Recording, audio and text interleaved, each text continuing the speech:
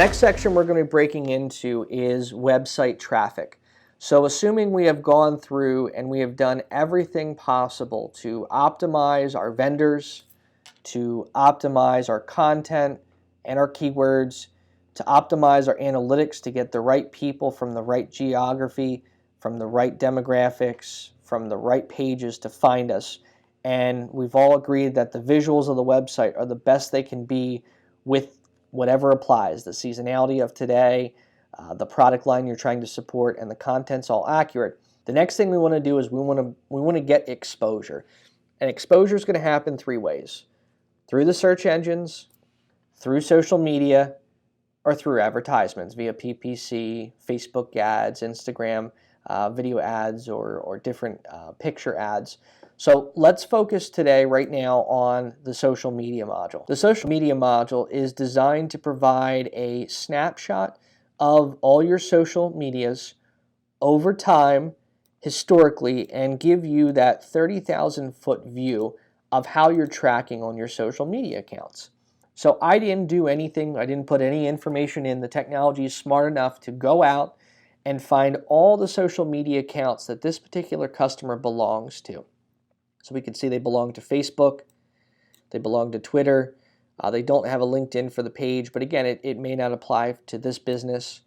They belong on Instagram, they're on Google Maps, which is very important, that's the local, and they are not on Places or Plus, so they don't have any Plus followers. But again, may only apply to certain businesses, and it may not work for your particular industry.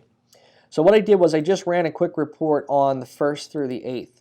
And what you're going to do is you're going to see from newest to oldest all the different what we call major metrics of that particular platform. So in Facebook, Facebook has likes, followers, reviews, and ratings.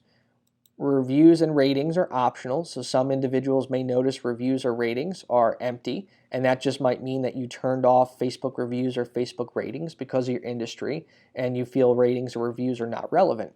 But what this does is now you can actually see the progression of likes over time. So if you're running a Facebook boost or ad or retargeting campaign, you can start to see the organic growth or paid growth over time and how it's increasing and how potentially the amount of likes is increasing your following, which you can then tie that back to conversion of sales and ultimately leaving you good reviews and increasing your business. So if you scroll over, you'll see all the major metrics for Twitter: likes, followers, followings, tweets. LinkedIn has followers, so if there was a LinkedIn page, you would see the followers. Instagram has followers, followings, and the number of posts, and why that's important because there's a correlation between the number of posts you make and the followers and the followings that you get. And then on Google, when you have a Google listing, it's all about the reviews and your rating out of 5 stars. And then the top, again, you would be the number one person with reviews. If you find out your neighbors only have 2 or 3 reviews, you may not have 5 stars, but if you have 500 plus reviews, the odds of someone picking your service as opposed to someone else on Google is going to be much higher. And in Google Places tracks followers, that's that social media account that Google will be getting rid of over the next year, but until they do, it is still going to remain in our system. And we can look at this again on any date range. So if we want to go back and really look at the month, we can go back and look historically over time how that's evolved. And this just gives you that 30,000 foot view of your numbers and your social media accounts. Now, this is important to understand if you're growing socially and if the engagement is strong and if it's correlating to sales. But one of the other things you may want to do is you may want to go online and you may want to take a look at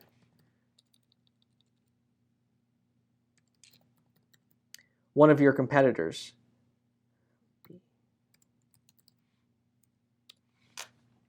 And so all I do is type in one of my competitors, which is this actually. This is one of the sister sites of this particular account. And it's going to run all the major metrics on this account. So now we can see how our competition is potentially performing. So this will go out and try to do a snapshot of what social media accounts they're using. Again, sister company, they're not using Google Plus or LinkedIn. They don't have an Instagram for this particular account. And you'll notice if you do see every once in a while some goofy information that may be not numeric, that might be because Twitter was not able to provide the information real time. Rerunning the report sometimes can clear that up, or other times there might be certain features turned off in this particular account, which creates either empty or information that may not be relevant. But in this example, we can see that the competitor is leveraging Facebook with 1,000 likes. So it looks like they're doing a strong Facebook campaign and they are trying to push Facebook. They do have 2,800 tweets, so it looks like they're pretty engaged. And from a Google perspective, they're trying to keep the reviews strong and the ratings out of 5, 4.2. So this is, again, a great competitor way to take a look at what maybe your neighbor or someone else inside your particular industry or in your NIC code is trying to do, and you can see how they're leveraging the social platforms to increase the brand awareness. The next report I want to provide to you is a competitor's audit. So if we don't know who our competitors are by domain, and we just want to go out and use an AI report to try to profile who we are as a business, both as a niche, as an industry, as well as what we're doing socially. If you run this competitor's audit, which will take a little bit of time, this will go out and find up to 10 competitors in your space and run the same report like the competitive domain, but provide all those 10 so you can print out that report and see how you stack up to the industry. And the idea is, if you run a report on yourself, if you run a report on your prospective competitors or neighbors, and then you let the AI report run an industry report on potentially your top 10 competitors, now you have anywhere from 10 to 15 different vendors, and you can understand how people are using social to understand if you're using it the best way possible and what other people may be using it and not using it for. So in this example, Armin's Cars is one of our competitors, and it looks like they're not blowing up Facebook as much. Not a lot of likes on Twitter. They are not using LinkedIn and Google+. So what this means is it confirms my suspicion that the automotive industry doesn't really need to leverage LinkedIn or Google+ to increase their brand awareness. And I also don't see anything with Instagram.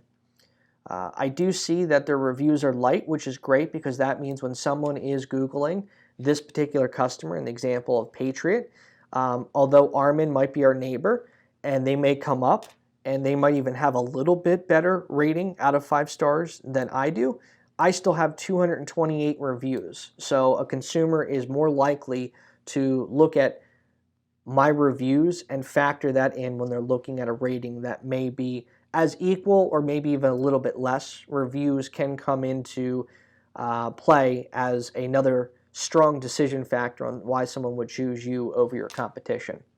And I won't go through all this report, but I am going to just kind of scroll down the screen and show you another competitor confirming our suspicion. No LinkedIn, no Google+, no Instagram, no Twitter even.